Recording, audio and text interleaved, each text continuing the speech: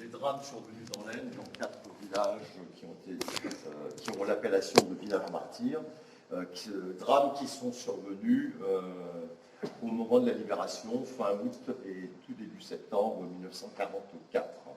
Voilà. Mais avant d'aborder directement et de décortiquer un peu les événements dramatiques qui se sont déroulés dans ces 4 villages, simplement j'aimerais, pour resituer le contexte, vous donner lecture de quelques directives prises par le haut commandement allemand durant l'année 1943 face à une augmentation des actes contre les soldats allemands et notamment à partir de janvier 1944, la répression allemande en France va s'intensifier et se durcir très sérieusement. Le 3 février, alors voici une carte, justement, ça, excusez-moi, j'ai oublié de vous la présenter quand même. C'est un petit travail qui commençait mais qui n'est pas terminé, qui sera amendé. C'est la carte que j'ai dressée des 70, il y en a 69 très précisément, villages martyrs en France. Ici, c'est uniquement pour l'année 1944, mais c'est principalement durant l'année 1944 que ces villages ont subi les exactions de l'armée allemande. Et ce qui est intéressant de voir, c'est qu'en fait, Tavaux et Plomion font partie, ainsi que Brélantirage, font partie de ces villages martyrs. Et toutes ces opérations de répression des autorités allemandes se situent globalement juste avant, mais principalement en juin, juillet et août 1944, au moment du débarquement.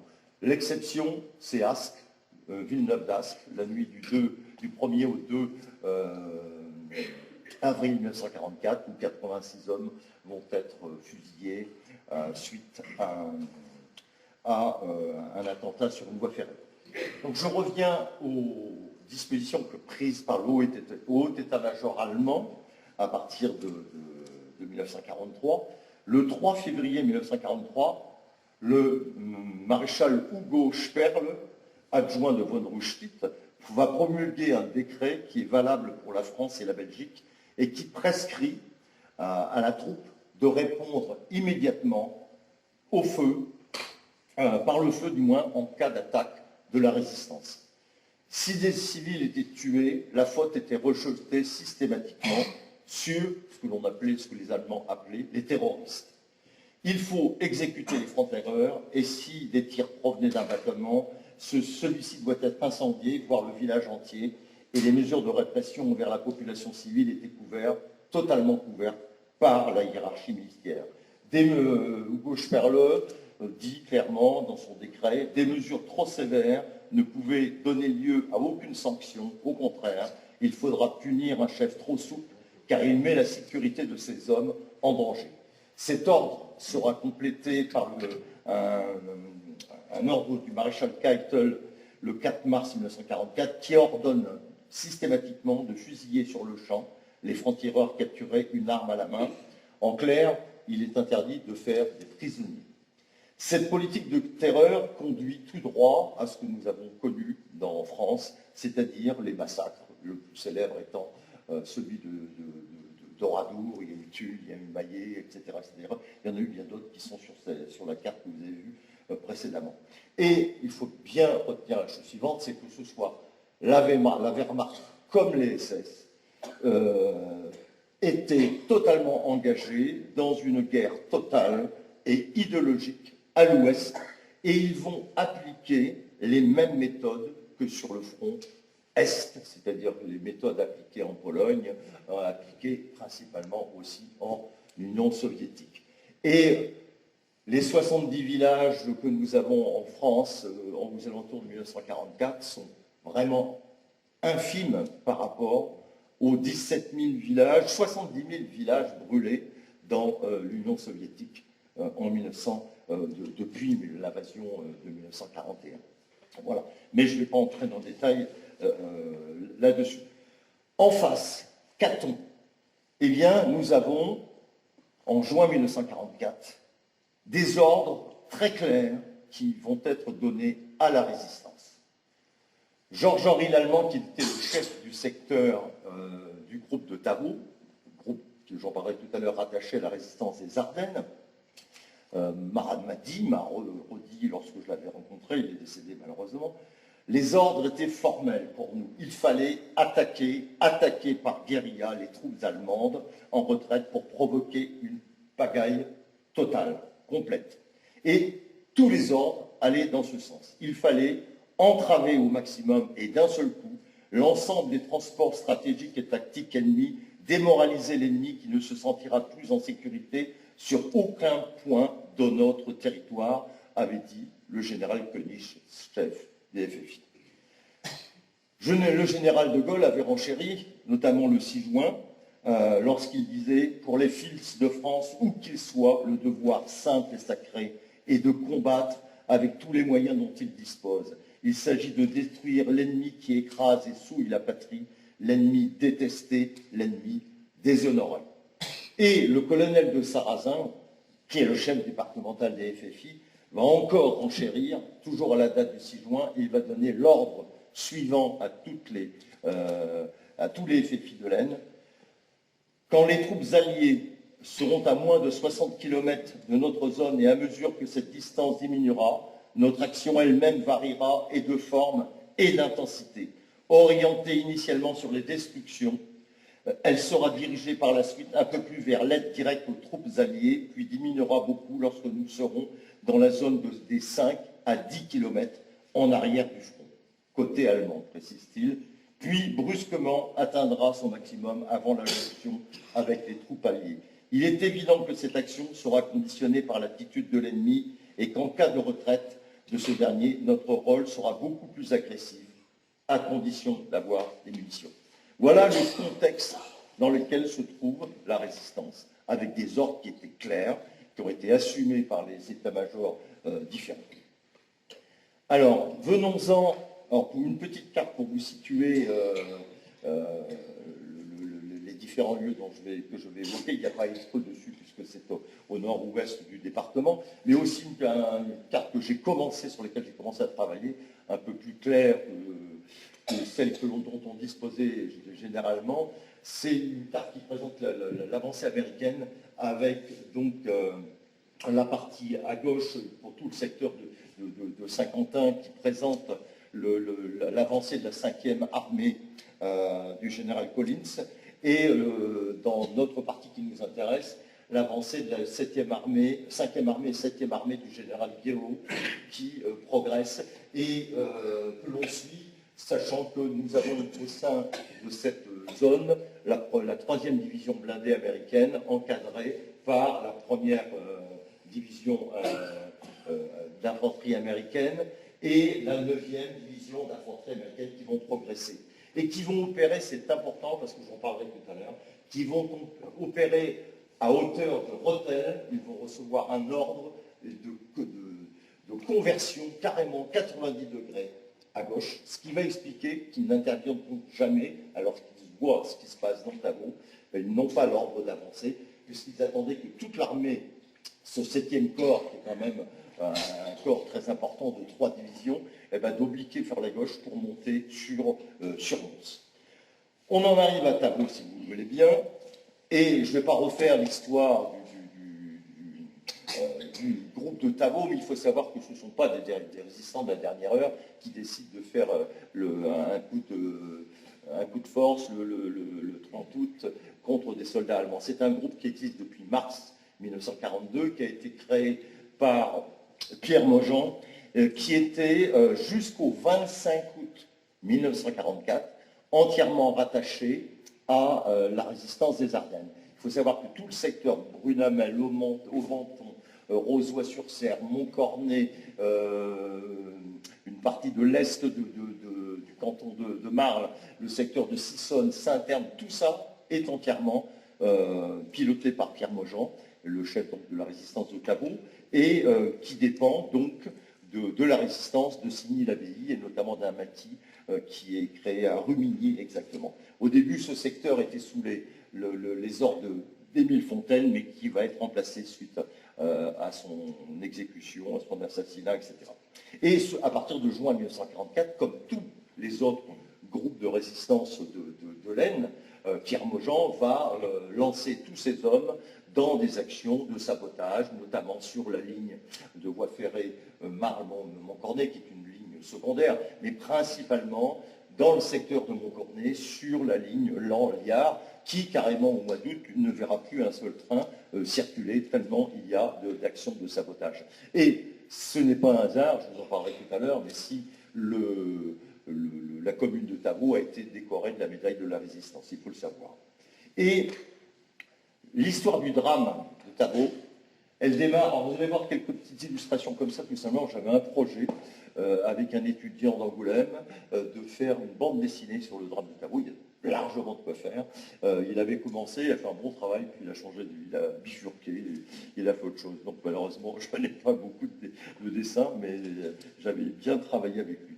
Et donc, c'est dans ce contexte de guérilla et dans la perspective d'obtenir enfin un parachutage d'armes que le 25 août 1944, donc Pierre Maujean cesse tout contact avec la résistance des Ardennes et se rapproche du capitaine FFI Étienne Bromat, qui va commander le secteur B, donc sur le secteur d'abord de Chauny, mais qui va s'étendre à plusieurs,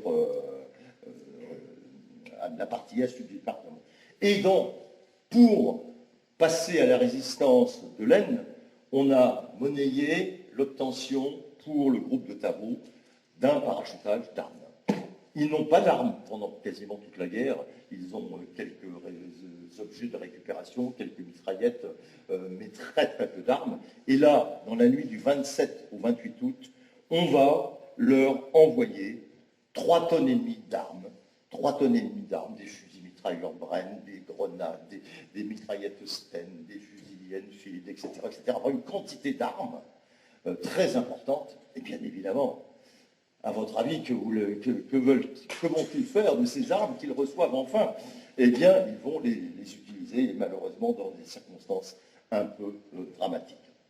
Et voici une carte qui présente un peu la situation militaire le 30 août 1944. Donc, vous le savez, le 30 août 1944, Laon est libéré aux alentours de midi.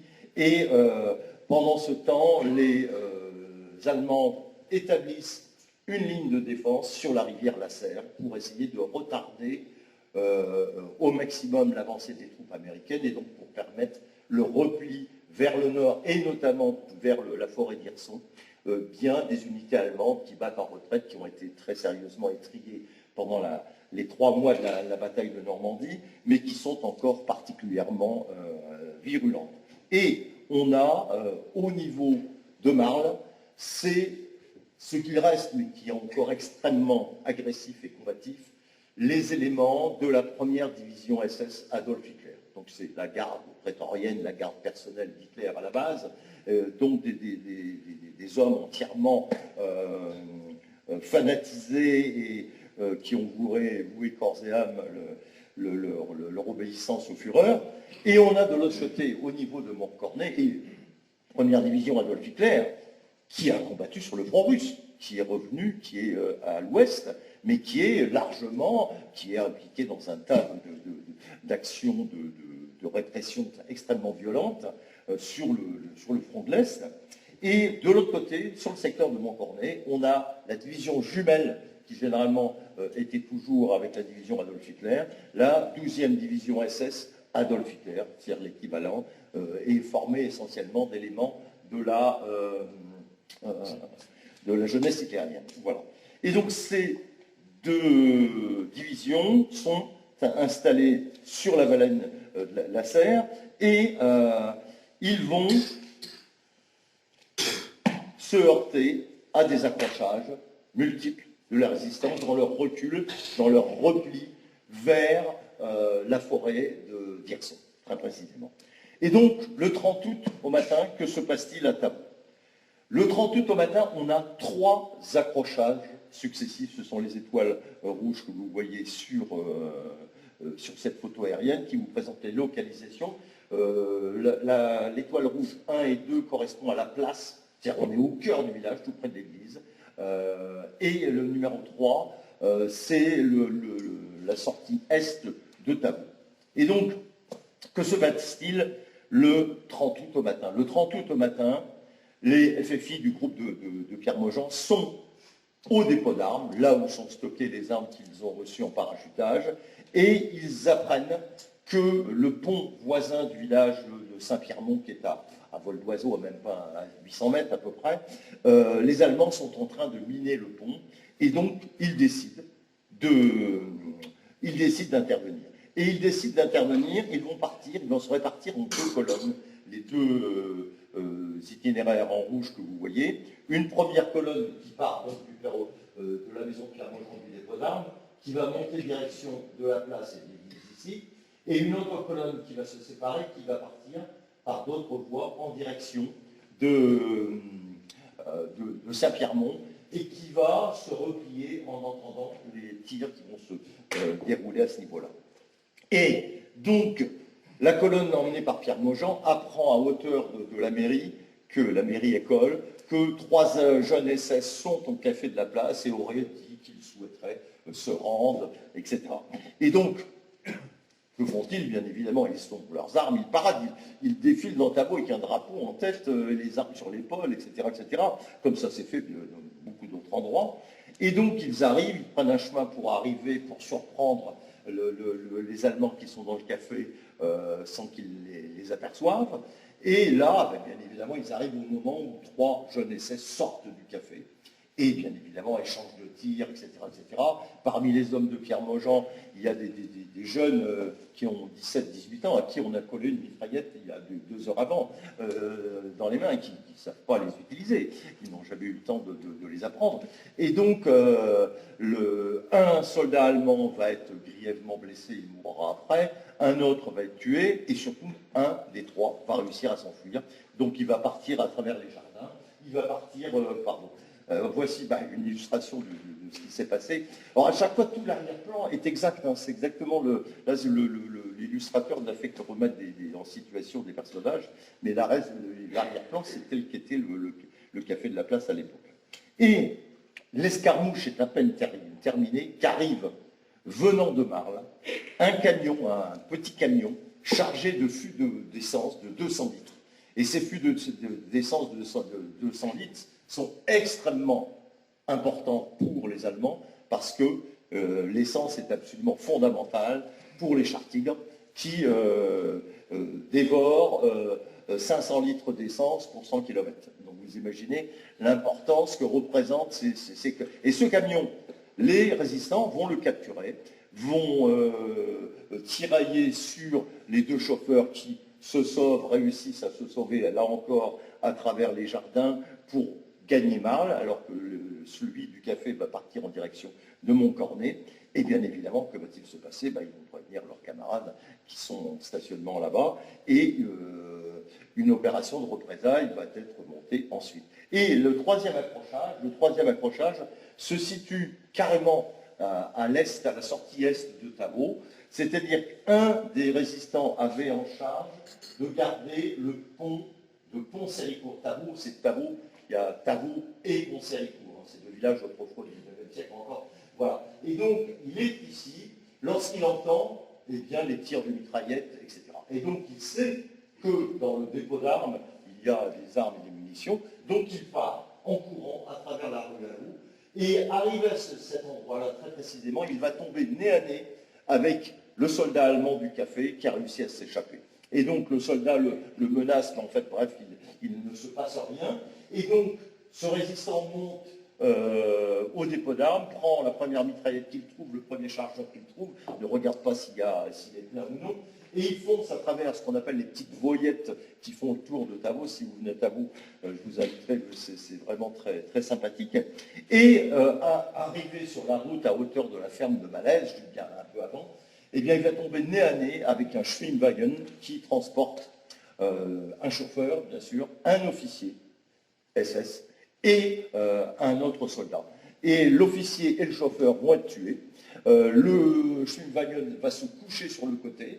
Les résistants vont arriver, essayer de retourner, le remettre sur ses roues, et ils ne vont pas réussir à le faire parce que c'est trop lourd. Et ils vont cacher les 2 corps des soldats derrière une haie, mais les Allemands, lorsqu'ils vont arriver l'après-midi, bien évidemment, vont tomber dessus. Et donc ils n'arrivent pas à redresser ce véhicule, ils cachent les corps derrière cette haie, et ils se regroupent ensuite tous, et ils décident de déménager le dépôt d'armes, qu'ils savent là prêt à être découvert, et ils vont emmener ce dépôt d'armes en partie dans la forêt du Val-Saint-Pierre qui est juste derrière. Mais Pierre Maujean se doutait qu'il y aurait une opération de représailles, il craignait le pire, et il va envoyer un de ses hommes dans le secteur qui est le plus nombreux numériquement en FFI pour lui, à savoir le secteur de Saint-Terme et de Sissonne. Et ce résistant va donner l'alerte, j'en parlerai après. Et ensuite, c'est l'opération de représailles qui va démarrer en tout début d'après-midi. Donc Tavaux va être complètement pris en tenaille par 3 chars-tigres, l'un qui vient d'Anicourt, Montcornet, l'un de la ferme de l'Espérance, ici, qui domine Tavaux, j'en parlerai, excusez-moi, la ferme de l'Espérance, c'est la ferme qui est là, j'en parlerai tout à l'heure, et donc un autre char-tigre qui arrive venant de Marne. Et là, bien sûr, il n'y a pas que des chars-tigres, il y a des camions de troupes, il y a une automitrailleuse qui va se mettre en position à la sortie du village, très précisément ici, pour empêcher toute sortie en direction de la forêt du Val-Saint-Pierre. Et là, donc, l'opération de représailles va commencer. C'est une opération malheureusement classique qui va se dérouler partout en France. C'est-à-dire les Allemands rentrent dans les maisons, font sortir les civils, les menacent, ils prennent principalement les hommes, mais aussi des femmes, ils les enferment dans une grange près de la poste, ils les menacent de façon à ce qu'il n'y ait pas de représailles contre eux, sinon en les menaçant de les exécuter, et ils vont mettre le feu systématiquement à toutes les maisons. Et on a des cas, et on aura la même chose à Étreux, à Clomion, et après en Thiérache, où des soldats allemands vont laisser les civils qui étaient cachés, parce que tous n'ont pas eu le temps de partir, beaucoup sont partis, sont allés dans les villages voisins, sont allés se cacher au bout de leur jardin dans des tranchées qui avaient été creusées, et certains soldats allemands vont les découvrir et vont les laisser, en fait, ne vont pas intervenir. Mais dans cette partie ouest, c'est la division Adolf Hitler qui intervient. Il y a eu un seul homme qui a été blessé. Par contre, dans la partie est, là, ça va être un carnage systématique. Les SS vont arriver déjà dans un état de colère pas possible, dans la mesure où ils ont découvert le corps d'un de leurs officiers caché derrière Neuilly, puisqu'ils ont vu le Schulwagen couché sur le côté qui était là, donc ils ont cherché, ils vont découvrir les 2 corps des soldats allemands qui sont là, et bien sûr, lorsqu'ils vont entrer dans le village, là, de façon systématique, ils vont incendier toutes les maisons qu'ils rencontrent, et là, ils vont exécuter de façon systématique tous les civils qu'ils vont rencontrer. Et on a j'ai eu des témoignages là-dessus, ils tiraient sur tout ce qui bougeait. Ils tiraient sur les lapins dans ce qu'on appelle les cadutes à lapins, ils tiraient sur les cochons, ils tiraient sur tout. Et ils vont exécuter des vieillards qui étaient venus à la boulangerie chercher leur pain, etc. Ils vont exécuter dans la cave d'une maison où 5 personnes, 3 adultes et 2 enfants sont réfugiés, ils vont exécuter d'une balle dans la tête de façon systématique une gamine de 6 ans et un petit garçon de 11 ans. Voilà. Et au total, on aura 20 civils de massacrés, principalement dans ce que l'on appelle la rue à l'eau. Voici une illustration qui vous montre l'un de ces chars-tigres dans Tavaux. Et la rue à l'eau, vous verrez, si vous venez à Tavaux, je vous le souhaite, on a des rues pittoresques qui sont très, très, très, très jolies, avec la rue de Montvillage et la rue à l'eau, qui s'appelle rue des Fusillés maintenant, avec un ruisseau au milieu où il y a une eau vive qui source, c'est vraiment très, très, très pittoresque. Et voilà. Et donc, À ces 20 civils, il faut ajouter la mort, j'ai oublié de le signaler tout à l'heure, d'un jeune résistant, un certain Henri Mourin, qui en fait, au moment où il entend les cris, les tirs sur la place du village, monte avec ses camarades, je vous ai montré tout à l'heure la deuxième colonne, qui monte en direction de la place pour venir en aide à leurs camarades, et il va tomber nez à nez avec un des deux Allemands du camion qui a réussi à se sauver, qui passe à travers une ferme et qui va lui tirer dessus alors qu'il ne s'y attend pas tout près. Et il va mourir suite à ses blessures. Et donc, on a, je ne vais pas entrer dans tous les détails parce que là, ça me prendrait beaucoup de temps parce qu'il y a 4 villages partir à passer, comme ça. Donc, mais Tavo va être libéré le 30 août. Et ce ne sont pas les Américains qui vont libérer Tavo.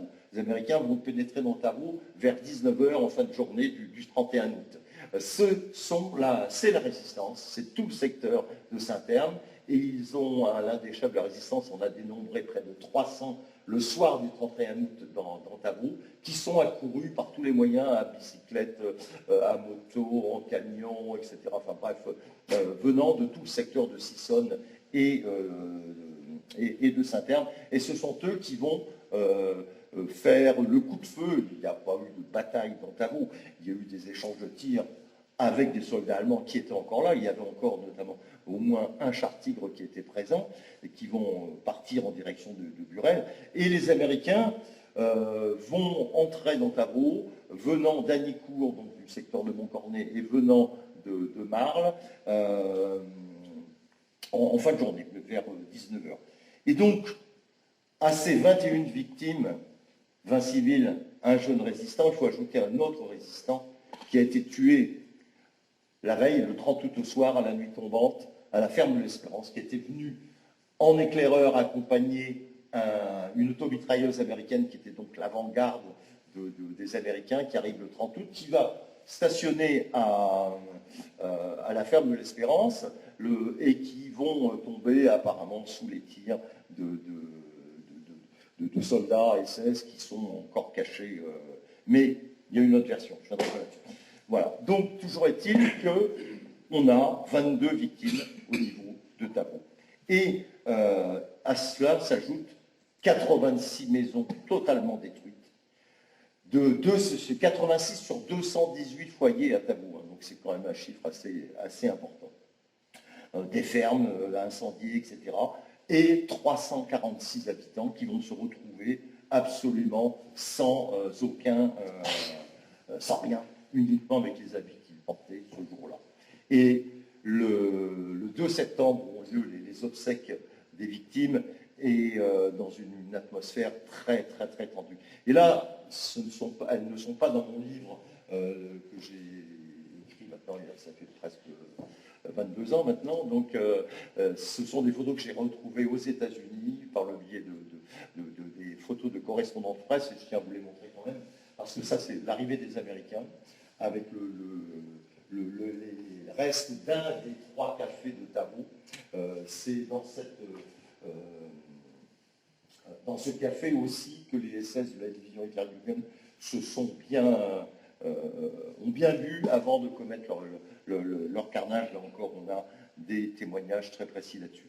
Voilà, donc, et ça, c'est une vue encore du même endroit, avec les corps de 2 soldats allemands, ça c'est donc le 31 août, avec l'arrivée des Américains, on voit une jeep ici, on en voit une autre là, et les soldats américains qui examinent les corps de ces soldats allemands ici.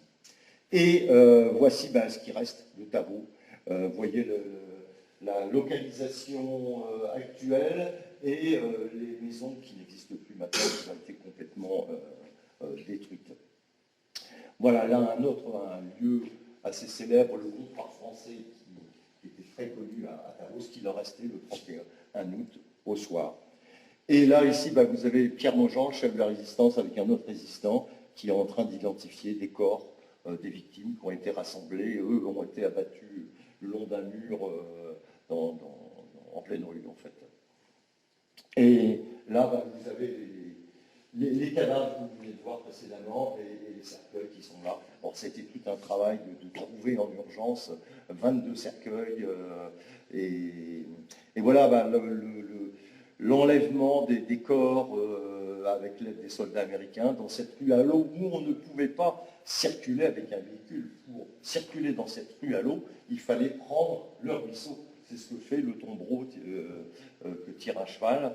Il descendait dedans, oui, une pente douce ici, là, et ça c'est les corps des soldats allemands. Et il y avait une pente douce qui permettait de circuler à l'intérieur de cette rue à l'eau. C'est une rue vraiment très pittoresque que je vous invite à...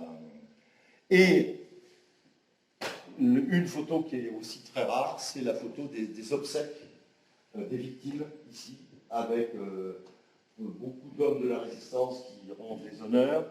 Et un incident s'est produit lorsque les photographes américains qui étaient là, le bruit des flashs, qui apparemment faisait du bruit, résonnait, a créé un mouvement de panique à l'intérieur de l'église. Les gens étaient vraiment terrorisés, totalement terrorisés. Voilà.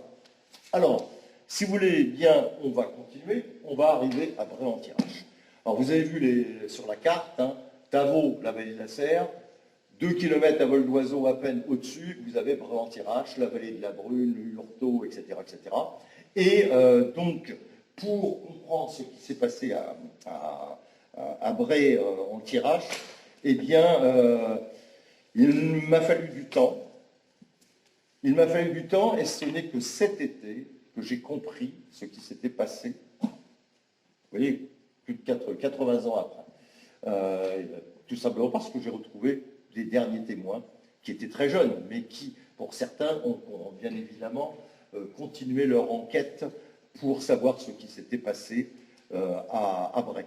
Et Bray, c'est les mêmes dates, c'est le 30 et le 31 août, principalement. Donc des soldats SS qui refluent, qui reculent, et qui organisent une ligne de défense sur la vallée de la Brune, et qui arrivent notamment à Harry, et qui vont arriver aussi à Bray-en-Thiérache. Et alors, les seules informations que nous avions jusqu'à cet été, ce sont des articles.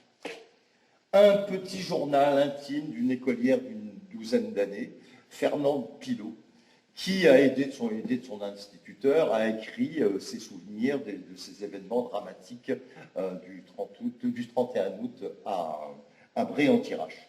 Et on a l'autre élément, un article de presse, journée tragique à Bray-en-Thiérache, qui est en fait la copie exacte, donc c'est dans le journal Le Démocrate du 1er octobre 1944, qui est la copie exacte de ce que raconte Fernand Pilot. En fait, il faut savoir que s'est-il passé? Pour cela, il faut reprendre chronologiquement les événements de Harry et de Bray-en-Thiérache, ces deux villages voisins. Le mercredi 30 août, vers 7 h du matin, 150 SS vont envahir la grande rue d'Harry.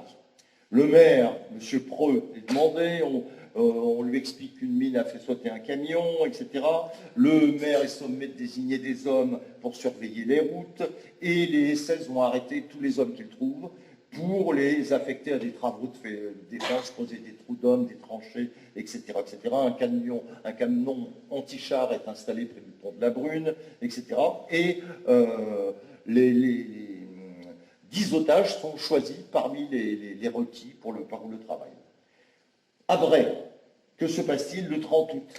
Vers 10 h du matin, les SS vont investir Bray, là encore pour rechercher des hommes pour effectuer des travaux de terrassement près du pont de l'Aventure, qui est le pont qui permet de passer la Brune.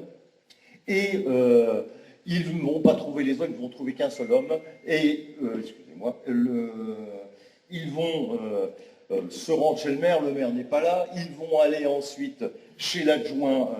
Alors, pour bien comprendre, je vais peut-être passer la photo, ouais, parce que pour bien, Bray-en-Thiérache, il y a plusieurs écarts.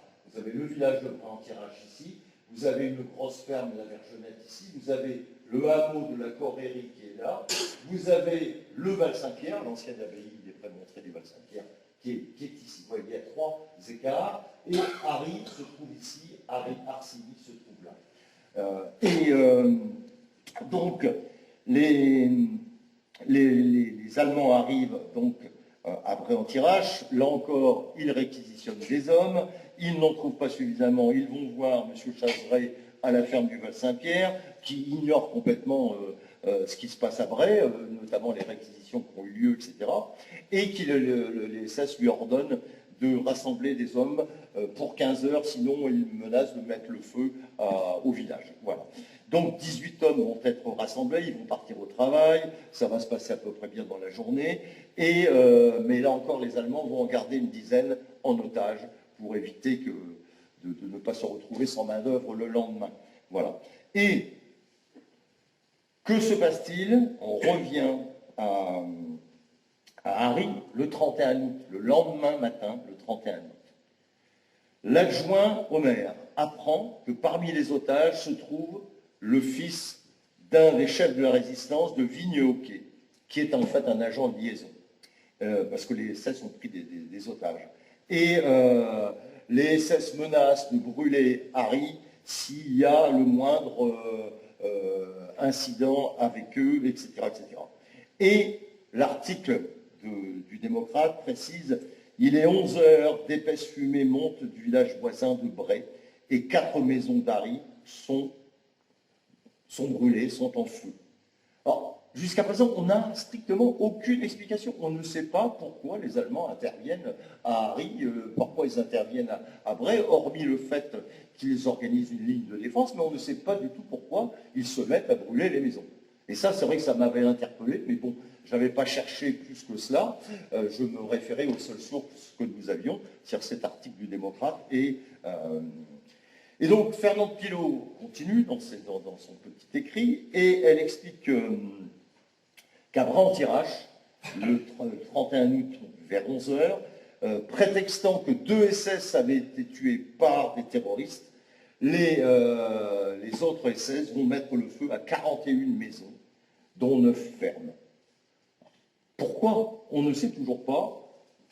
Or, l'explication, je l'ai eue cet été, auprès d'un des survivants, qui m'a expliqué ce qui s'était passé. Lui, il avait 11 ans, mais il se souvenait très très bien de ce qui s'est passé. La veille, le 30 août, donc Tavaux brûle, les SS sont là-bas, ils remontent vers le nord, et vers 20 heures, ce jeune, avec d'autres camarades, entend des rafales de mitraillettes, des rafales, des échanges de coups de feu, des tirs, etc., venant de la côte, ce qu'on appelle la côte de la Corérie, très précisément de cet endroit-là, ici. Voilà. Ils entendent, eux, ils sont à vol d'oiseau, ça porte, hein, surtout à la nuit tombée, à 20 heures, il fait quasiment nuit. Et donc,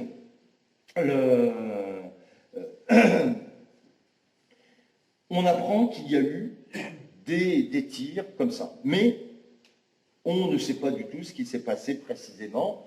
Et donc ce monsieur qui avait 11 ans va mener sa petite enquête, bien après, dans les années suivantes, et il va apprendre qu'en fait, 2 résistants s'étaient embusqués derrière une haie à peu près à cet endroit-là, et vont tirer sur un sidecar allemand. Un des 2 occupants va être tué, mais l'autre va continuer, visiblement le chauffeur, pour arriver à Harry, où se trouvent déjà d'autres SS. Mais là, il commence à faire nuit, donc les Allemands ne vont pas intervenir. Il fait nuit, ils n'interviennent pas.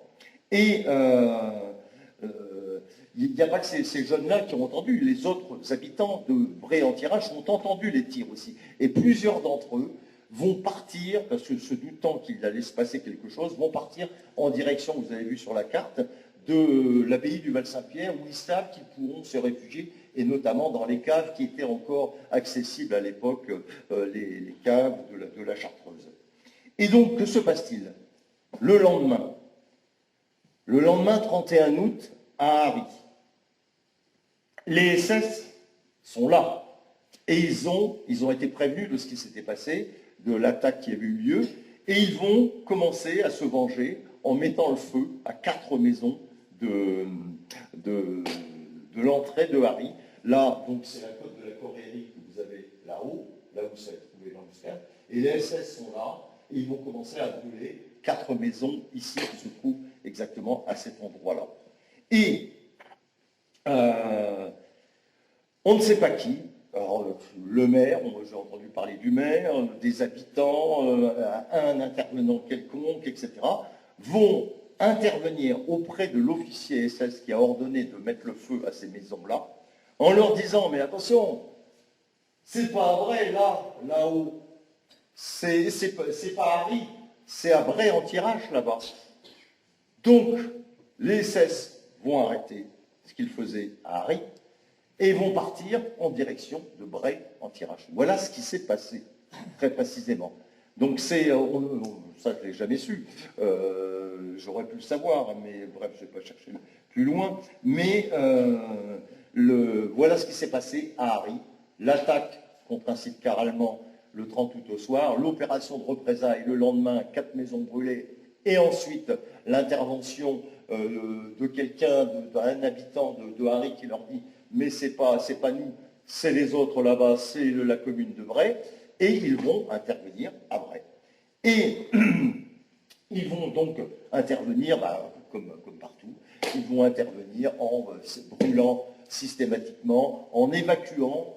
Alors il n'y aura personne de tué dans le village de Bray, je parle dans le village, pas dans les écarts, mais ils vont évacuer tous les gens, ils vont les regrouper dans une prairie près du pont de la Brune, sous la menace de mitrailleuses, etc., en les menaçant que si un coup de feu est tiré contre eux, ils allaient être tous mitraillés. Et la journée va se passer comme ça. D'un seul coup, ils vont les emmener en direction du moulin, et ils vont les emmener dans un bois qui domine Arsigny, le village au-dessus. Et là, 2 chasseurs américains vont passer, vont faire plusieurs tours au-dessus, parce qu'ils devaient être intrigués de voir plus de 150 personnes. Ils ont emmené tout le monde. Mais on a des témoignages qui sont clairs, hein. Des vieillards qui étaient incapables de marcher, des mourants, ils ont emmené les civils ont emmené dans des brouettes les mourants, parce que les Allemands ont voulu absolument emmener tout le monde pour servir d'otage. Et donc, la journée va se terminer lorsque les Allemands vont décider, suite au passage des avions américains, et de leur dire, fichez le temps, personne ne va être blessé. Par contre, ce qu'ils ne savent pas, c'est pendant qu'eux sont sous la menace des soldats SS, à 17h, je reviens en arrière, vous preniez bien le plan, voilà, à 17h, très précisément ici, dans la forêt du Val-Saint-Pierre, un autre groupe, ils sont 2 là encore, un autre groupe de résistants va mitrailler un camion chargé de soldats SS venant de Montcornet qui bat en retraite vers Vervins. Y a-t-il eu des blessés? Probablement. Des morts? On n'en sait rien.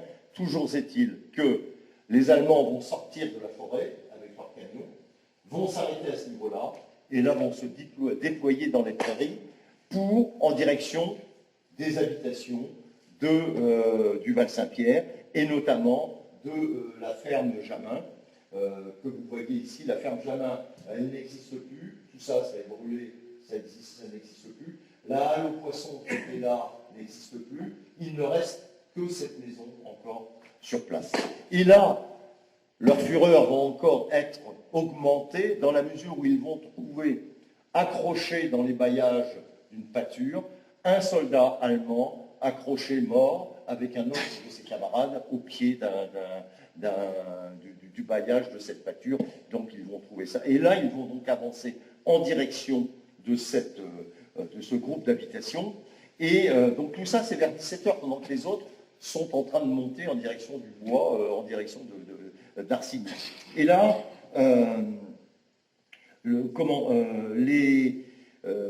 des civils qui s'étaient enfuis la veille, qui étaient cachés dans la ferme de M. Jamin, que vous avez ici, qui était cachés dans une cave, vont entendre, parce que les Allemands arrivaient et mitraillaient absolument tout ce qu'ils voyaient, ils tiraient dans les portes, dans les fenêtres, un peu partout, etc. Les personnes vont réussir, ils étaient au moins une trentaine, ils vont réussir à se sauver, gagner pour certains la forêt du Val-Saint-Pierre qui a 150 mètres à peine, mais une femme qui avait des enfants en très bas âge, va vouloir rentrer dans la maison pour récupérer le biberon d'un de son petit fils et elle va être tuée d'une rafale de mitraillette, etc. Et un autre habitant, voici. Là, c'est pareil, c'est des photos que j'ai eues au mois d'août, il y a très peu de temps. Donc Gisèle Vacher épouse Jamin, donc la femme du fermier, et Eugène Huclin qui, lui, va se prendre une rafale de mitraillette dans les jambes et va réussir à ramper pendant 1,5 km pour arriver au hameau de la Vergenette. Voilà. Et le bilan, 47 habitations à Bray en Thiérache. 41 maisons vont être incendiées et détruites. Il n'y a plus rien. Les habitants de Bray n'ont plus rien du tout. Tout a été brûlé et c'est le village qui, proportionnellement parlant, par rapport au nombre d'habitants, qui a le plus souffert des incendies effectués par les Allemands à cette occasion. Voilà. Donc 41 maisons détruites, une femme tuée. Voilà le bilan de ce qui s'est passé en Thiérache.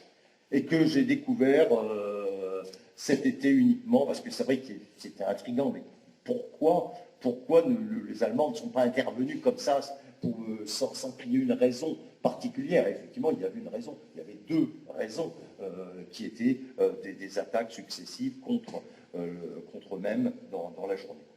On en arrive à Plomion. En Plomion, c'est tout près. Vous avez Bray-en-Thiérache, Arsigny, vous arrivez à Plomion. Donc là encore, des éléments qui remontent en direction de la forêt d'Hirson, qui vont se heurter cette fois non pas à des résistants, mais à deux jeunes qui avaient 17-18 ans, qui avaient récupéré un fusil et qui vont se mettre à tirer à l'entrée de Plomion sur un véhicule allemand chargé de SS. Ah oui, j'ai oublié de vous montrer ces photos c'est les seuls. On a deux photos pour Bray-en-Thiérache. L'école, à droite, l'école avant, et une ferme de ce monsieur que j'ai rencontré, qui est toujours vivant. Il a 5 ans sur la photo, la ferme de ses parents, dans les ruines, où il n'avait strictement plus rien. Et donc voilà Plomion, et voilà une carte. Alors l'attaque va avoir lieu très précisément à ce niveau-là, au niveau de ce qu'on appelle le pont de Brouton. Ces deux jeunes sont embusqués derrière une haie, et ils tirent sur un camion bourré de SS qui se replie, etc. Donc ils vont entrer dans le village de Plomion. Ils vont s'arrêter à la première maison qu'ils rencontrent. La première maison qu'ils rencontrent, c'est la maison du garde champêtre, un vieux monsieur, monsieur Minet. Et ils vont lui montrer les impacts de balles. Et ils sont vraiment complètement surexcités. Et ils vont repartir, ils s'en vont. Ils reviennent un quart d'heure après, mais ils ne reviennent pas tout seuls. Ils sont revenus à un nombre important. Et là, ils vont systématiquement rafler tous les hommes de toutes les maisons qu'ils rencontrent. Ils vont en rafler 20, puis ils vont en laisser partir 2. Ils ne sont plus qu'à 18. Ensuite, ils ne sont plus qu'à 16. Et finalement, ils seront 14 lorsqu'ils vont les emmener pour être exécutés dans une pâture. Et l'un des principaux drames de Plomion, c'est cette pauvre famille des jouards, des marchands forains, des marchands de lunettes, qui vendaient un peu de tout, des paniers, etc., etc. Ils sont 5 hommes. Le plus jeune, le plus jeune a 16 ans, le père a 72 ans, et ils vont être raflés, et tous les 5 emmenés par les Allemands en direction de cette pâture. Et donc, toutes les maisons, vous les avez vues sur la carte précédente, toutes les maisons de ce secteur, uniquement ce secteur-là, vont être systématiquement incendiées. Voilà.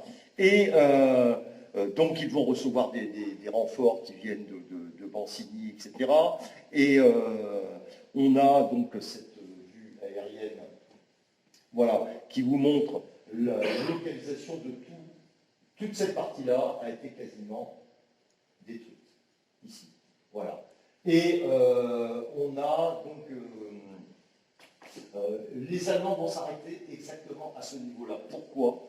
Alors, ils avancent, au fur et à mesure qu'ils avancent, les otages ont les mains sur la tête, et ils avancent menaçant d'être exécutés s'il y a bien sûr le moindre pire contre eux. Et arrivé à un certain moment, ils ont dû recevoir un ordre, toujours est-il qu'ils arrêtent de brûler les maisons, Et là, ils vont très rapidement les emmener tous dans une pâture qui se trouve exactement à cet endroit-là, et ils vont être exécutés. Et là, on a des témoins qui ont décrit la scène, une rafale de mitraillettes dans les jambes, ensuite l'exécution à bout portant, avec aussi des exactions sur les corps après à les avoir exécutés. Voilà. Et donc, là, un jeune que j'ai rencontré, M. Marchand, il avait 16 ans, va échapper à la fusillade. Ils vont l'extraire du groupe en lui disant t'es trop jeune, va-t'en.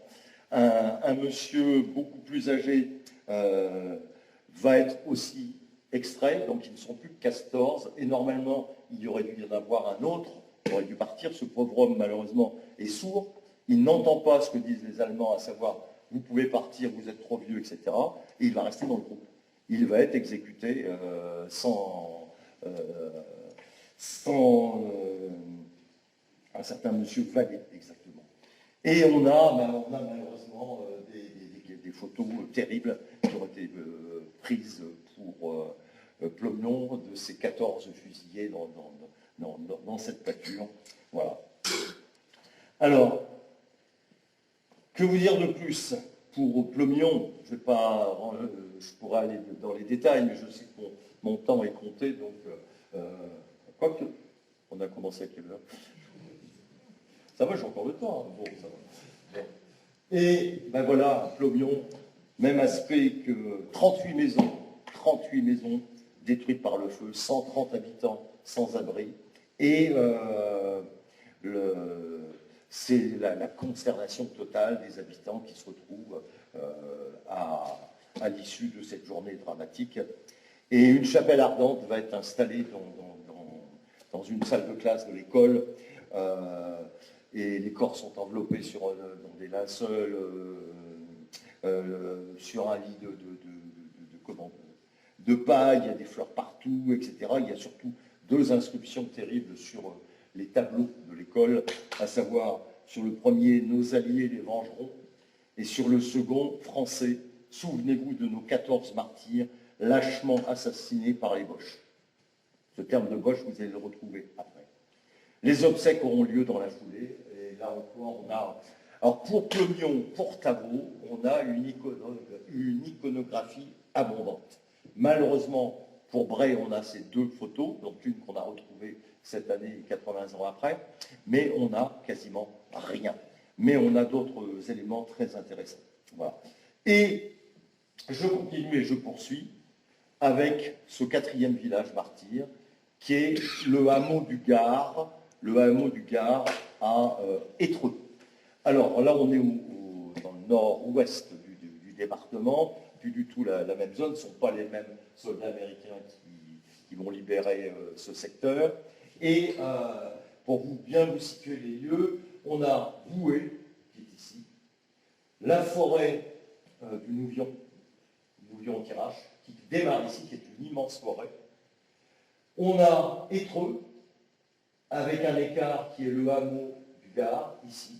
Et on a le village de Lanneville-les-Torrents, avec l'écart de la Junière, ici. C'est un groupe de fermes. Alors là encore, que s'est-il passé le 1er septembre 1944? Donc le 1er septembre 1944, dans l'après-midi, sur la route de Lanneville-les-Torrents à la Junière, donc c'est la route qui va de là à là, très précisément, et les résistants locaux, vont intercepter 2 camions allemands chargés de victuailles, chargés d'un tas de choses, etc. Et ils vont, les chauffeurs, là encore, vont réussir à se sauver. Et ces camions vont être amenés dans une ferme voisine. Alors voilà les points d'attaque, entre guillemets, d'accrochage avec les résistances. Là encore, des étoiles rouges. Donc ici, juste avant le hameau de la Junière, donc c'est l'attaque contre ces véhicules allemands chargés de diverses choses. Une seconde attaque qui va se dérouler toujours le vendredi 1er septembre, mais cette fois en fin d'après-midi, et à Boué, juste au niveau du passage à niveau qui se trouve à côté, l'usine Materne, l'usine Nestlé, si vous connaissez, et de la gare qui se trouve ici. Et là encore, ce sont des jeunes FFI qui sont en embuscade, cachés derrière le café Oé, avec un fusil mitrailleur, près du passage à niveau, et ils vont mitrailler systématiquement tous les véhicules allemands qui battent en retraite, qui remontent vers le nord. Et un Kübelwagen, cette fois c'est pas un Schwimmwagen, mais un Kübelwagen, qui va être mitraillé. Deux hommes vont réussir à se sauver. Un va être blessé mortellement, etc. Mais le véhicule va rester en plein milieu de la route sur le passage à niveau. Et les autres véhicules allemands qui vont arriver, bien sûr, vont se replier en voyant le véhicule, etc. Et ce véhicule va rester là toute une partie de la journée. Le blessé va décéder, il va être amené à l'infirmerie de la... justement, alors là, cette photo aurait dû être allemande, enfin c'est pas grave. Je suis revenu en arrière, j'ai dû appuyer sur le mauvais bouton. Ah non, effectivement. Alors voilà la ferme Lambotte, où la grange qui est là, enfin, elle n'a pas brûlé à l'époque. C'est là, dans cette grange qu'ont été cachés les deux camions chargés de victuailles. Voilà. Et le passage à niveau, le voilà, avec le café Oé aujourd'hui, qui existe toujours. Et ce mitraillage a eu lieu, bon la photo n'est pas terrible, mais sur ce passage à niveau, le café Oé, lui, il n'a pas changé, il est toujours au même endroit. Et le troisième accrochage va se dérouler au niveau, vous l'avez vu tout à l'heure, au niveau de l'écluse numéro 1, sur le pont. C'est-à-dire qu'en fin d'après-midi, toujours le 1er septembre, en fin d'après-midi, au hameau du Gard, donc un groupe de résistants, un autre groupe vient se poster derrière une maison et à proximité du pont de l'écluse, et en pleine nuit, vers 1h du matin, ils vont mitrailler un camion allemand qui va s'immobiliser au milieu du pont. Les résistants décrochent parce qu'ils ne savent pas s'il y a des soldats à l'intérieur, toujours est-il qu'ils se replient. Et le chauffeur qui est blessé au poignet va chercher asile dans une maison, puis un de ses camarades, lui, va réussir à se sauver, et l'autre, on ne sait pas trop ce qu'il est advenu de lui. Et les incidents vont se terminer ainsi en plein milieu de la nuit. Le camion va rester là en plein milieu pendant très longtemps, sauf qu'à un moment, ils vont venir le récupérer, ils vont l'emmener dans l'usine de tissage qui est juste à côté pour cacher ce véhicule de façon à ce que les Allemands qui battent en retraite ne le découvrent pas. Et que se passe-t-il le lendemain?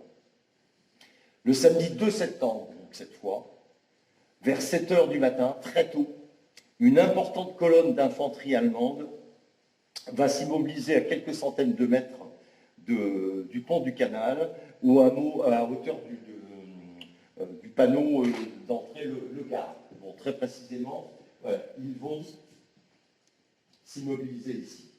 Et là, ils vont envoyer une équipe de soldats avec un officier pour voir si le pont n'est pas miné, s'il ne menace pas d'être sauté. Et au moment où ils arrivent sur le pont, les FFI qui sont toujours là, cachés derrière cette maison avec leurs fusils mitrailleurs, vont les mitrailler. Et là, aussitôt, bien évidemment, ils ne sont pas tous tués, donc ils refluent en marche arrière, et bien évidemment, ils vont prévenir leurs camarades. Et les officiers vont donner l'ordre de se répartir en 3 colonnes. L'une qui va avancer en direction du Gard, ici. Une autre qui va partir sur la gauche, longer la voie ferrée en direction de Boué. Et une autre, une troisième colonne, qui va partir sur la droite, traverser l'Oise, c'est l'Oise, oui, c'est au niveau de l'écluse numéro 2, pour gagner la ferme Lambotte et tout ce secteur, et notamment la ferme Perrault. Voilà. Et là, les Allemands, même opération, ils entourent les maisons, systématiquement extraient tous les hommes qu'ils rencontrent, qu'ils soient jeunes, plus ou moins âgés, et ils vont exécuter systématiquement devant leur maison tous les civils qu'ils vont rassembler. Et notamment deux anciens combattants qui ne savent pas ce qui se passe, qui étaient restés chez eux, et qui vont être extirpés de la maison, exécutés sur place. La famille, le reste de la famille, les enfants, les femmes, vont se cacher dans une tranchée à 20 mètres derrière la maison. Les Allemands vont investir la maison, vont fouiller un peu partout. Et l'un de ces soldats, là encore c'est un exemple, on a plusieurs cas comme ça, l'un de ces soldats va les trouver, va voir les enfants, les femmes, etc., va les faire sortir de la tranchée. Il va aller dans la rue pour voir si les officiers ne sont pas trop près, s'il n'y a pas d'autres de ses camarades, et quand il va voir qu'il n'y a personne, il va leur faire signe de fiche le camp, de se sauver. On a plusieurs cas ainsi de personnes qui ont été épargnées par des soldats qui étaient pris d'un remords quelconque, probablement, etc. Et donc, dans cette zone-là, la maison chrétienne, elle est juste ici au début. Et là, ils vont, dans la cité de Chauffin, ils vont exécuter 4 civils qui ont été arrêtés. Ils vont avancer au niveau du pont. Au niveau du pont, il y a un habitant qui s'est caché sous le pont. Ils vont l'exécuter aussi. Ils vont entrer dans la maison Legrand, qui était la maison qui se trouve ici, près de laquelle s'étaient cachés les FFI avec leurs fusils mitrailleurs. Et là, c'est une très grande famille. Ils sont 12 enfants plus les parents, donc 14. Tous cachés dans la cave, les Allemands vont les faire sortir, etc. Et ils vont commencer à incendier la maison, ils vont tout casser à l'intérieur. Et Monsieur Legrand va être sorti. Et là, ils vont littéralement le massacrer à coups de baïonnettes, etc., etc. Voilà. C'est ce qui s'est passé dans cette maison. Et le massacre va continuer, toujours dans cette direction. Le maître d'école, M. Mercier, qui voit que les Allemands mettent le feu à sa salle de classe, veut intervenir. Les Allemands l'emmènent sur le trottoir, ils l'exécutent sur le trottoir. Un peu plus loin, c'est un groupe de personnes qui vont être exécutées à ce niveau-là dans ces maisons. Et les maisons sont systématiquement, bien sûr, incendiées les unes après les autres. C'est toujours la même... et la tuerie va continuer toujours dans cette rue jusqu'aux abords de Goué, ici. Voilà. Donc tout ce parcours, c'est un parcours sans bord jusqu'à vous. Dans cette partie-là, il fallait attendre les Allemands vont arriver, en fait, ils vont massacrer 2 clients qui sont dans le café Oé en train de boire, et ils vont récupérer comme il est très tôt le matin, deux jeunes Chinois, des travailleurs chinois, qui travaillent dans l'usine materne, et ils vont les exécuter sur le bord de la route aussi, de façon identique à ce qui est précédemment.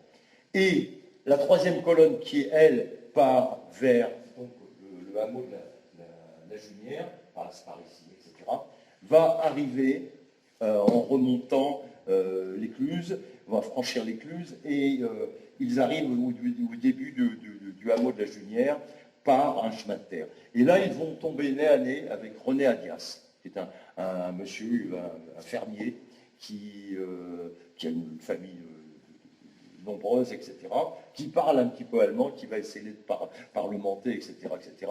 Mais les Allemands vont rafler 8 hommes. 8 hommes qui vont maintenir en joue dans la cour de la ferme Perrault, exactement ici.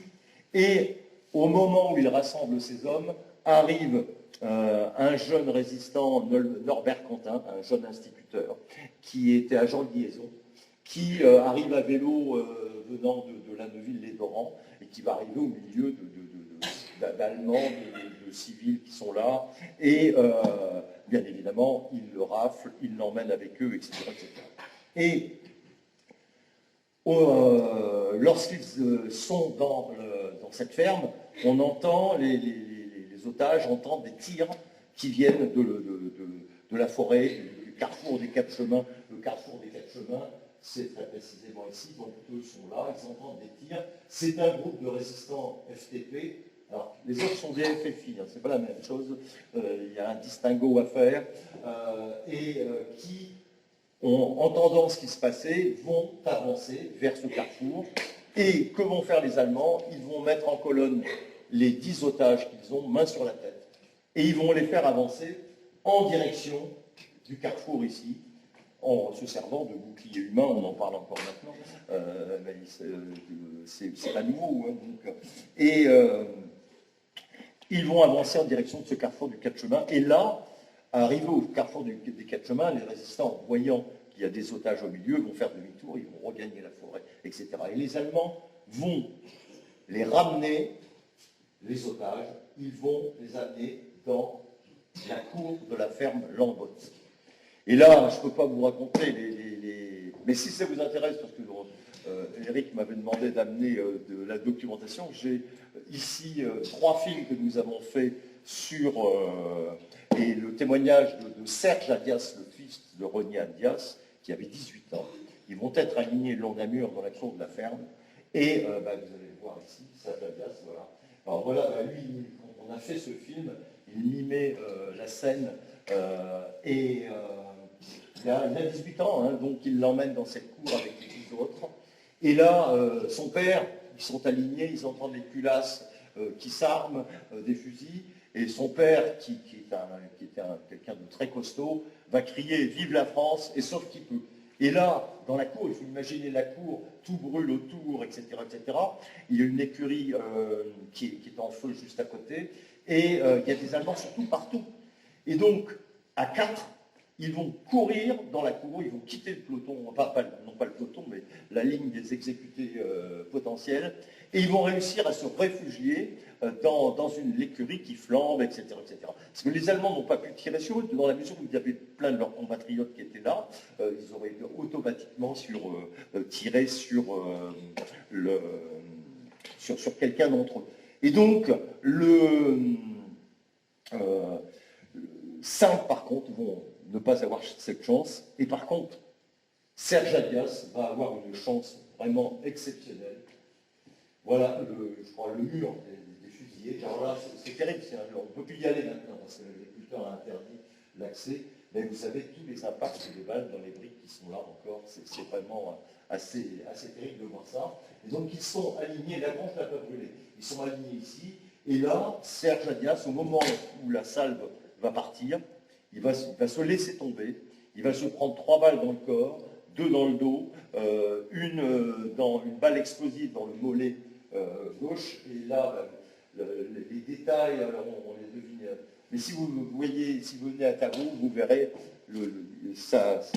sa famille nous a légué les vêtements qu'il portait ce jour-là. C'est assez impressionnant de voir, ainsi qu'on a les 3 balles qu'il avait dans le corps, qui lui ont été extraites. Il va échapper, miraculé. Les autres, ses voisins ont eu le coup de grâce. Lui étant caché par 2 corps au-dessus, il était plein de sang, etc. Les Allemands ne vont pas imaginer qu'il pouvait encore être en vie. Et ils vont le laisser pour mort. Il va échapper, il va en réchapper puisqu'il sera emmené à l'hôpital à l'église le lendemain avec l'arrivée des Américains, etc. Et donc, la tuerie va s'achever, en fait, elle va continuer encore, il y a plusieurs autres, il y a au moins 6 autres personnes qui vont être massacrées un peu plus loin, etc. Au total, il y a 36 hommes qui vont être exécutés sommairement au hameau du Gard, à la Junière, etc. Voilà. Et proportionnellement, seulement, entre guillemets, 27 maisons vont être incendiées, 27 maisons et des fermes. Et là encore, la chapelle, le bâtiment du tissage va servir de chapelle ardente, et les gens qui ont été l'objet de ces victimes n'ont plus rien. La seule chose dont nous disposons pour être, j'ai cherché partout, j'ai écrit aux États-Unis, j'ai cherché partout, il n'y a aucune photographie de ce qui s'est passé à Étreux. La seule photographie que nous ayons, c'est l'enterrement des victimes. C'est la seule. On n'a que ça. Et très peu d'éléments, et même curieusement, dans les dossiers de dommages de guerre que j'ai étudiés, il n'y a pas non plus plus d'éléments intéressants. C'est un mystère, je ne sais pas pourquoi, à Étreux, il n'y a strictement rien en matière d'iconographie. C'est vraiment dommage. Voilà. Je continue. Qui sont les auteurs des tueries de Tavaux, Bray, Plomion et Étreux? Je ne vais pas revenir là-dessus, vous le savez. La première division SS Adolf Hitler, sous les ordres de Kurt Monke, et la 12e division SS Hitlerjugend, sous les ordres de Kurt Meyer. Kurt Meyer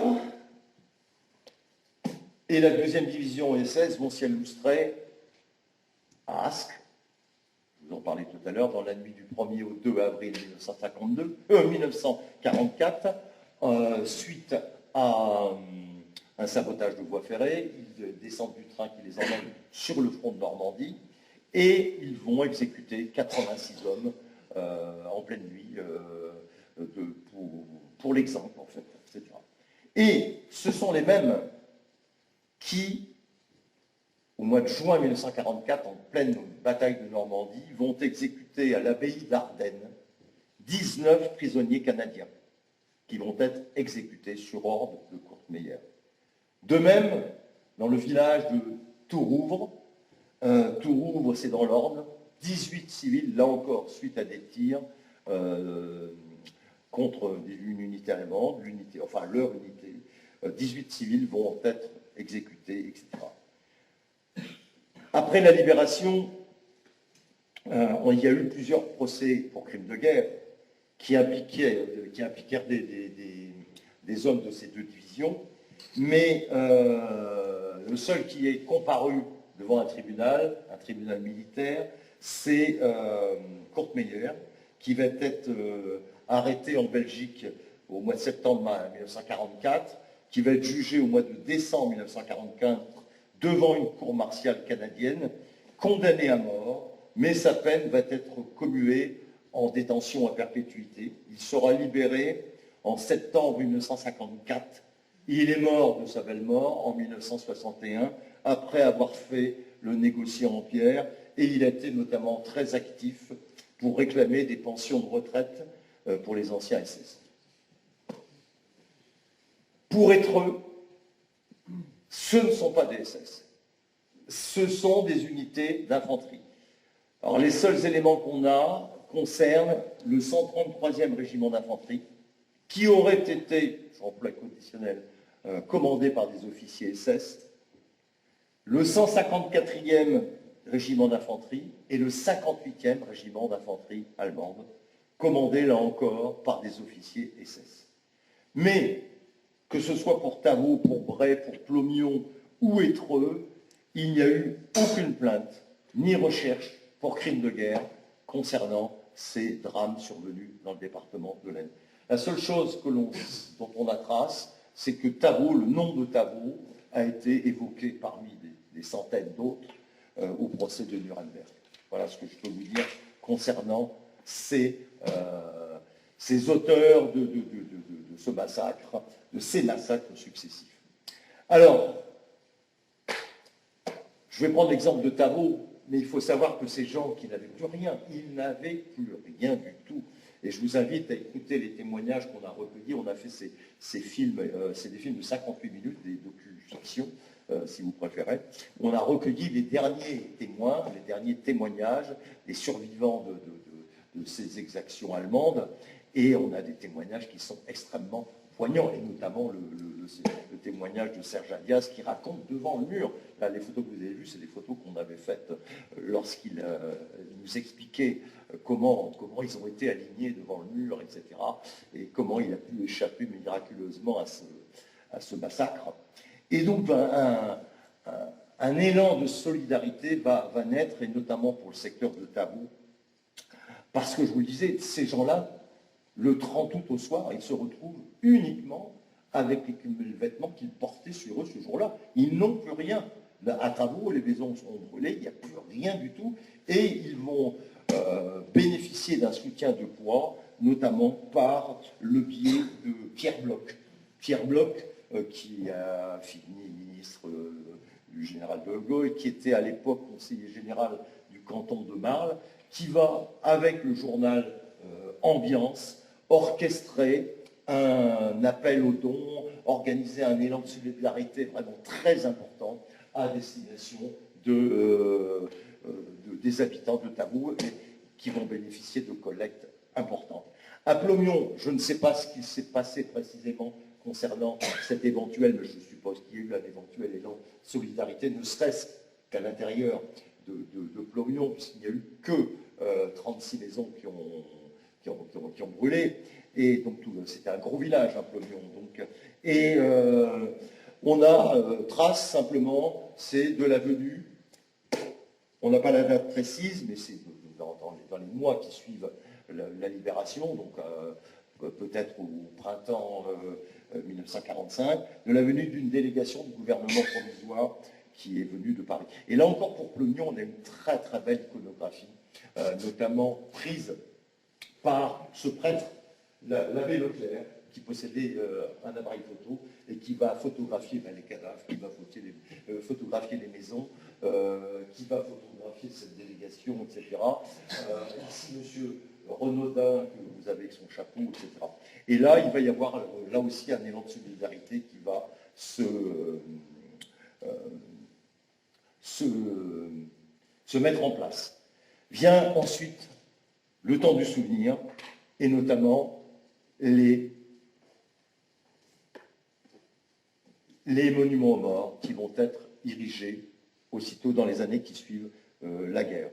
Donc, le 1er septembre 1946, Plomion, c'est le premier des monuments qui va être inauguré, donc le 1er septembre 1946. Et cette inauguration va donner lieu à un rassemblement gigantesque dans ce petit village. Il y a plus de 5000 personnes qui vont venir assister aux obsèques, qui vont venir de partout du département, des autorités civiles et militaires, etc. etc. Et le village va s'orner partout d'arcs de triomphe, de banderoles, de calicots où on peut lire gloire à nos morts, ruine, deuil, rançon du nazisme, etc., etc. Et là où il y avait des maisons qui ont été détruites, là où c'est les herbes maintenant, il y avait des petites pancartes avec le nom des habitants qui résidaient dans ces maisons détruites. Le matin, il y a une cérémonie religieuse, et bien sûr, personne ne peut rentrer, ou très peu de gens peuvent rentrer dans l'église, tellement il y a de monde. Et l'après-midi même, il y aura une inauguration officielle à 15h, avec un cortège absolument immense qui est emmené par les fanfares de Vervins, les enfants des écoles, les autorités politiques du département, le comité d'érection du monument, les familles de victimes, les élus de Plomion, le clergé, les anciens combattants, les associations de prisonniers, les anciens résistants, enfin bref, et un peloton de militaires qui rendra les honneurs, je crois que c'est des gardes républicains, je ne sais plus, ou des CRS. Et la foule va se presser ensuite, eh bien, dans le pré où ont été exécutés les 14 habitants de Plomion.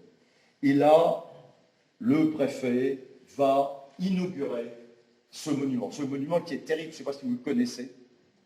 Vous êtes déjà allé voir ce monument à Plomion? Personne ne le connaît, allez le voir. Regardez ce qu'il y a.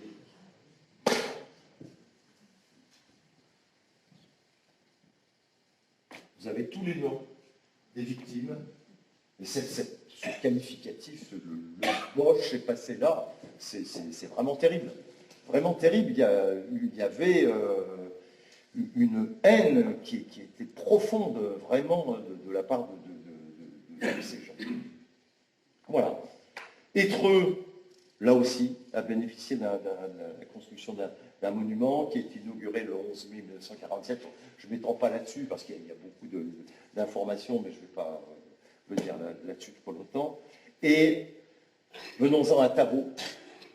Tavaux, qui va honneur quand même de la nation, il n'y a que 17 communes en France qui ont eu cet hommage suprême, à savoir d'être décorées de la médaille de la Résistance.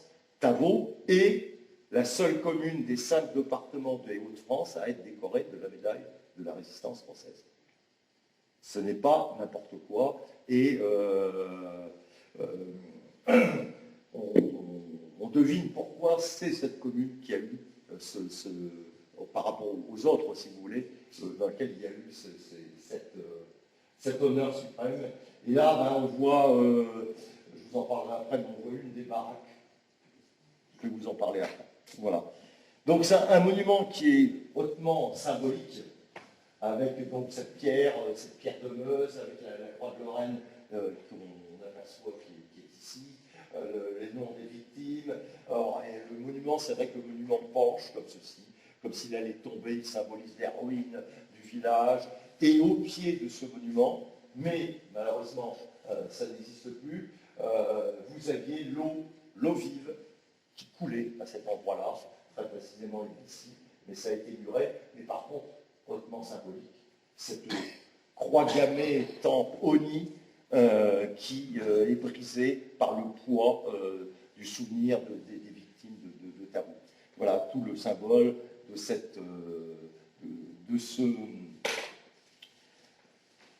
ce qui s'est passé là-bas. Bray-en-Tirage, je termine là-dessus, Bray-en-Tirage, 11 novembre 1948, Bray-en-Tirage a reçu officiellement la croix de guerre avec étoile d'argent et a, dans l'attribution de cette croix de guerre avec étoile d'argent, reçu le qualificatif de village martyr au même titre que Thabou, au même titre que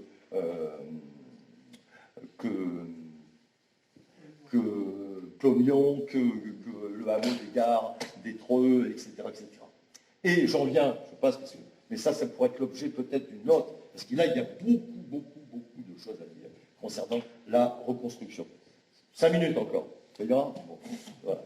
Alors, la reconstruction, je ne vais pas vous en parler, j'entrerai dans les détails, mais c'est quelque chose qui est très intéressant, et les archives de l'Aisne ont des documents extrêmement intéressants dans les archives, où on peut, notamment avec les dossiers de dommages de guerre, reconstituer assez précisément, obtenir des informations. Donc je n'entre pas dans les détails sur le plan de reconstruction, le MRU, le ministère de la Reconstruction et de l'Urbanisme, etc., etc.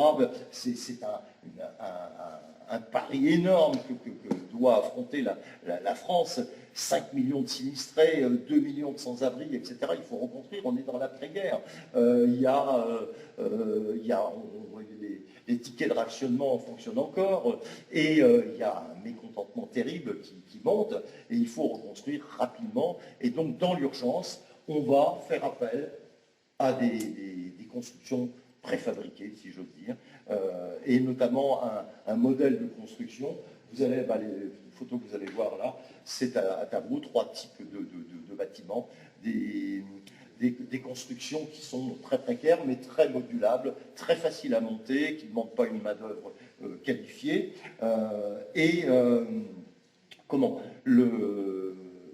MRU va inviter les maires à estimer les besoins de chaque village, et on les incite aussi, et ce sont les maires qui décident des attributions pour la mise en place de ces baraques en matière sur le nombre d'enfants, la profession des familles, s'ils ont été résistants, anciens combattants, etc., etc.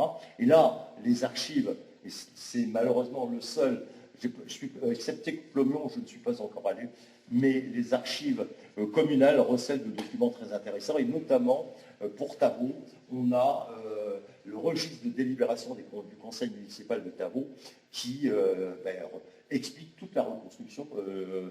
On a des documents vraiment très très intéressants. Il faut savoir que le conseil municipal siège dans un bureau annexe de la gare qui n'a pas brûlé. Ils vont rester là-dedans pendant plus d'un an. Et le 31 octobre 1944, on a le conseil municipal qui examine les demandes justement de baraquement en urgence. Alors il y a 19 demandes pour des baraques de 3 pièces, 10 demandes pour des baraques plus grandes, une baraque atelier pour le garagiste, des baraques écuries, etc. Et ces baraques, c'est un modèle est connu, qui a déjà été utilisé dans la reconstruction après la Première Guerre mondiale. C'est le type des baraques Adrian. Il y a eu des baraques américaines et des baraques Nissen aussi. Et donc, ces baraques vont être montées assez rapidement. Et voici une autre baraque ouverte. Je ne peux pas entrer dans les détails, ça m'emmènerait trop loin. Et ce modèle, c'est le modèle 534-10, c'est une nomenclature militaire, et donc elles sont robustes, résistantes au vent, rapides et faciles à monter, et c'est sur une structure autoportée, avec un système de poteaux, de fermes, etc. Et c'est un habitat qui est totalement modulable et standardisé. Les parois extérieures sont parfois recouvertes de papier bitumé ou alors de coltard, c'est une sorte de goudron, etc. Alors l'envers du décor, c'est que c'est extrêmement exigu, etc. Mais dans certaines zones, les habitants vont bénéficier des baraques américaines. Et les baraques américaines, c'est autre chose. Les baraques américaines, elles sont beaucoup plus vastes, et surtout, elles ont une salle de bain, elles ont des placards, elles ont une cuisine aménagée, etc. Alors là, elles sont toujours là, ces baraques-là. Elles sont là encore, il y en a 3 à Tavaux. Si vous venez jouer Montreuil, vous en montrerez au moins 2. Et il n'y a rien dedans, il faut tout aménager. Il y a même certaines baraques qui ont été livrées sans fenêtres. Il faut aménager les fenêtres, il y a les portes, mais il n'y a pas les fenêtres. Voilà. Et donc les gens vont bénéficier de la solidarité pour récupérer un meuble, une chaise, etc., etc. Ou alors ils vont obtenir, par le biais du MRU, ce qu'on appelle un mobilier de dépannage qui comprend un bahut, une table de cuisine, un lit, etc., etc. Ce genre de choses. Et donc, ils vont récupérer quand même, parce que le 14 février 1946, on en parlait il n'y a pas très longtemps concernant les camps américains, vous savez, les camps américains qui étaient sur tout le secteur de Couvron, Hatty, Saint-Terme, etc., Marché. Eh bien, le camp de Chicago qui va être abandonné, et le 14 février 1946, les Américains vont léguer au MRU eh bien, tout le mobilier de ces camps, c'est une montagne de matériel qui est à l'intérieur, et Tavaux et Bray en tirage vont bénéficier de l'arrivée de ce matériel. Et un épisode, le 14 août 1946, le ministre de la Reconstruction, M. Biou, vient visiter l'Aisne, et là encore, là, on a tous les descriptifs des visites, etc. Il va se rendre bien évidemment à la préfecture, etc. Mais il va ensuite se rendre à Tavaux, à Bray-en-Thiérache et à Plomion, où il va revenir à 23h. Hein, donc, on le sait d'après les articles de presse, etc. Et le 14 avril 1949, Tavaux, le conseil municipal, va enfin pouvoir siéger dans la mairie école qui va être reconstruite. Et je termine par Bray-en-Thiérache. Alors Bray-en-Thiérache, c'est pour ça que c'est extrêmement intéressant, la reconstruction aussi. C'est un autre type de baraquement, mais là, c'est quasiment pas des baraquements. Ce sont des maisons carrément avec un plan très particulier. Voilà, une autre. Donc, voilà celle-ci construite fin 1945 sur les anciennes fondations de la maison qui a été détruite. Donc, c'est la propriété de M. Aubery. Je suis allé la visiter à l'intérieur. Et son propriétaire y est né.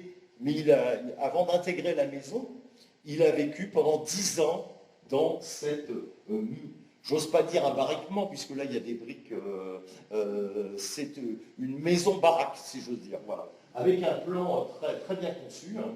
Vous avez le sas d'entrée avec la cuisine, les escaliers et 5 pièces rayonnantes. Et vous voyez, elle est encore en parfait état. Hein.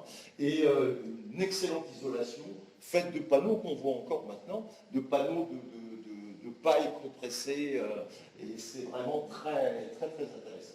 Voilà. Et je termine là-dessus avec les dossiers de dommages de guerre. Dans les dossiers de dommages de guerre, eh bien, il y a quand même des choses très intéressantes, notamment cette photo totalement inédite que j'ai sortie des archives quand je suis allé travailler sur les dossiers de dommages de guerre. C'est la seule de Tavaux, Plomion, Étreux, Bray-en-Thiérache. C'est seul élément que j'ai pu découvrir, qui est cette photo qui se trouve tout près. La mairie, elle est juste là, juste à côté.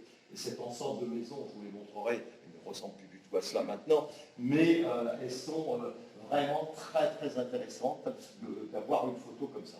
Et la reconstruction, ben voilà une maison de la reconstruction. Et les dossiers de la reconstruction sont très très intéressants, vous allez voir pourquoi.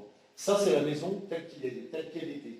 Mais dans la maison de la reconstruction, dans le dossier de dommages de guerre, vous avez l'architecte qui a travaillé dessus, qui a fait des plans, des croquis, etc., qui a fait le plan, regardez là, je ne sais pas si tout le monde le voit bien, mais des plans d'implantation.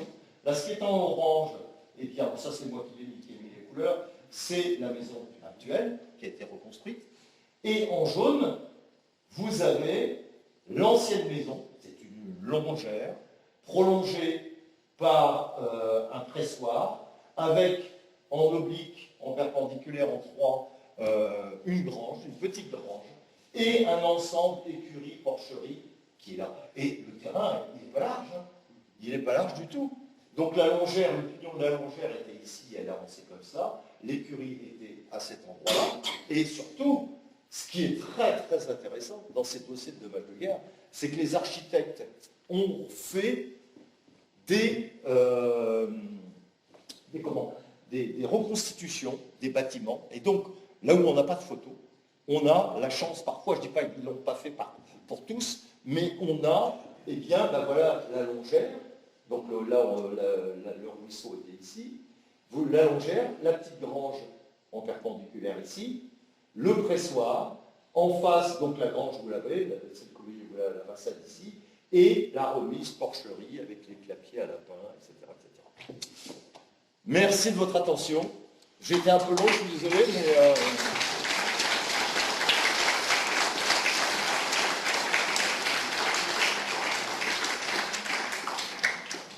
Est-ce que tu peux nous dire quelques mots sur les activités du mémorial du Tabou ? Ah, bah attendez, oui, je savais bien que je n'avais pas fini.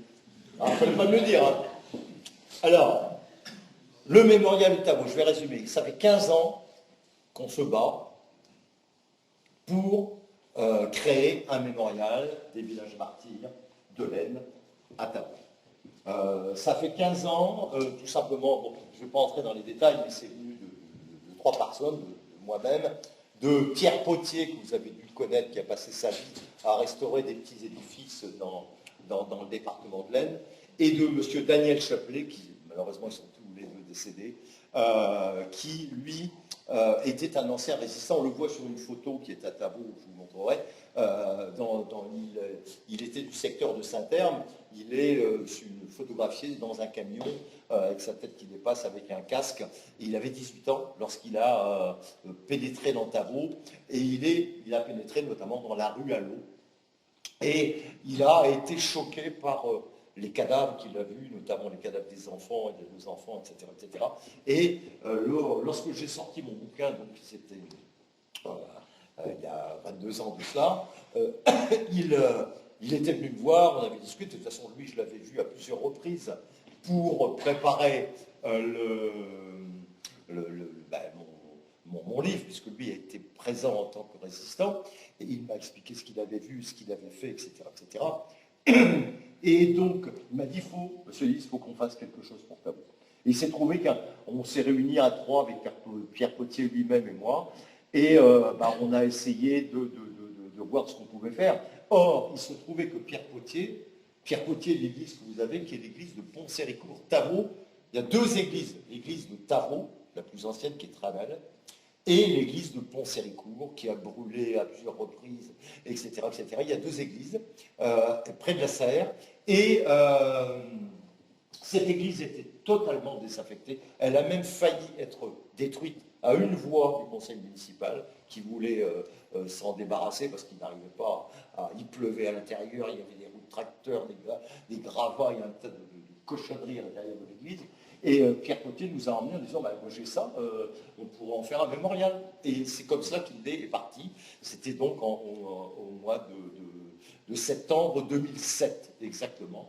Et depuis, on se bat pour créer ce mémorial qu'on a ouvert en 2014 à l'occasion des...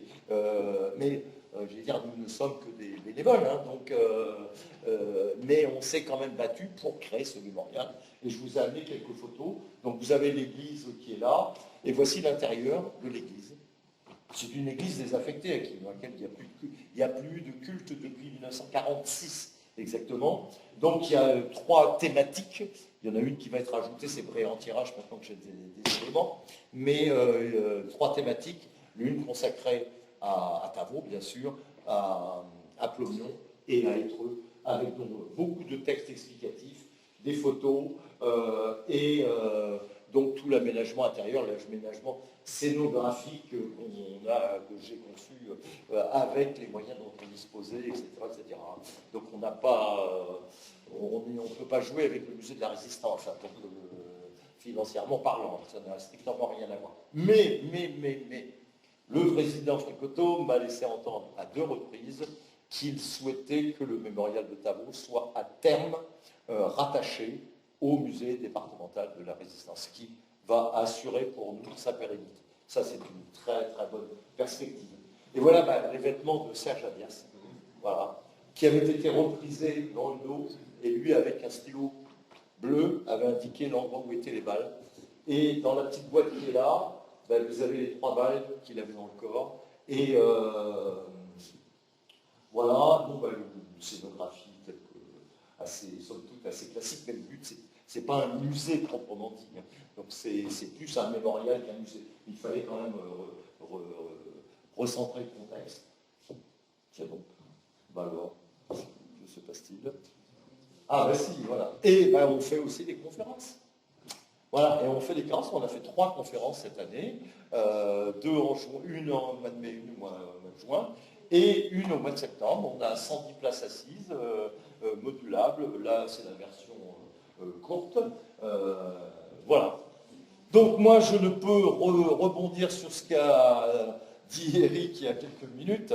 Donc moi, je vous attends à Tavaux. Je vous offre mon temps, au moins une demi-journée, pour vous piloter, déjà vous faire visiter le mémorial, et surtout vous piloter sur quelque chose, c'est le dernier bouquin que j'ai sorti il n'y a pas très longtemps, sur ce qu'on appelle le parcours du souvenir. On a mis en place dans Tavaux un parcours dit du souvenir qui vous permet de découvrir aussi bien le Tavaux d'hier que le Tavaux d'aujourd'hui, et notamment de découvrir tous les... Alors c'est un circuit qui fait 3,5 km, presque 4, balisé de 35 balises, et donc vous avez ce guide, voilà, ce guide qui fait 64 pages, avec des photos, par exemple, des maisons telles qu'elles sont maintenant, des maisons détruites, etc. Et je vous prendrai en charge, je vous donnerai le guide, et puis vous le suivrez, et je vous ferai visiter je vous ferai suivre ce parcours du souvenir. Voilà, je vous laisse, vous avez 2 questions. Enfin, moi, je ne suis pas fatigué, hein, donc si vous voulez qu'on continue, allez-y, hein. Allez-y, madame. Au total, il y a combien eu de victimes le chiffre, 36 à Étreux, 14 à Plomion et 21 à Tavaux. Ça fait 76, je ne sais plus, non. 60, je ne sais plus, enfin bref, oh, j'ai pas fait de photo de la salle.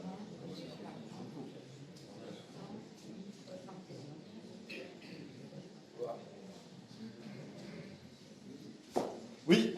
C'était juste une remarque, puisque vous parliez des archives de Plomion, et je suis bien passé pour vous dire que maintenant elles sont archives départementales. Ah, c'est une bonne nouvelle. Et surtout, en fait, ce qu'il faut savoir, c'est que Plomion, c'est un des 4 plus gros fonds d'archives en quantité que l'on a collecté depuis 2006, hein, puisqu'on a une politique assez active. Et par rapport au premier plus gros fonds, c'est le CLAFER, qui fait 60 cartons de déménagement, et Plomion en fait 40. Donc il faut se représenter que quasiment tout a été conservé depuis la fin du XVIIIe siècle. Plomion, c'est quasiment éclairé dans les... Excellente nouvelle, oui. Par avance, par contre, pour qu'on ne prépare, parce qu'on a quand même passé 4 jours à collecter, à répartir un peu les fonds, mais c'est vraiment... Est-ce qu'il y a des photos? Non, il n'y a pas de... Non, mais je pose la question à tout hasard. Hein. C'est rare qu'on en trouve dans les photos. Ah oui, mais ça arrive, la preuve. Pour Tavaux, j'ai eu cette chance, etc.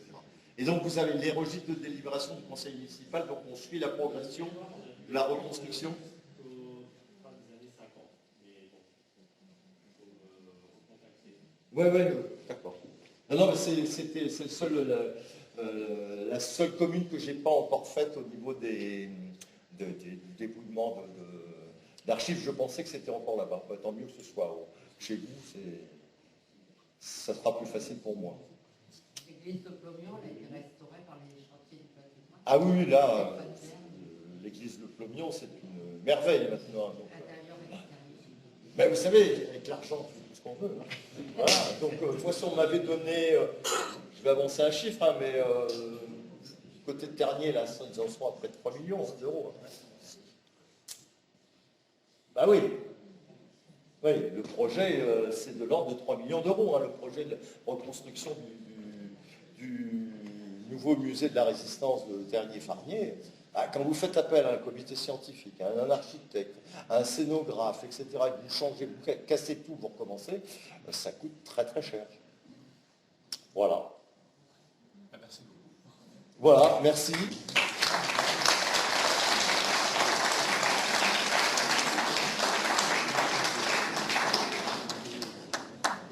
Bon, je suis désolé, vous n'avez pas l'habitude de conférences aussi longues, mais il y a tellement de choses à dire, et surtout une iconographie que je souhaitais vous faire partager.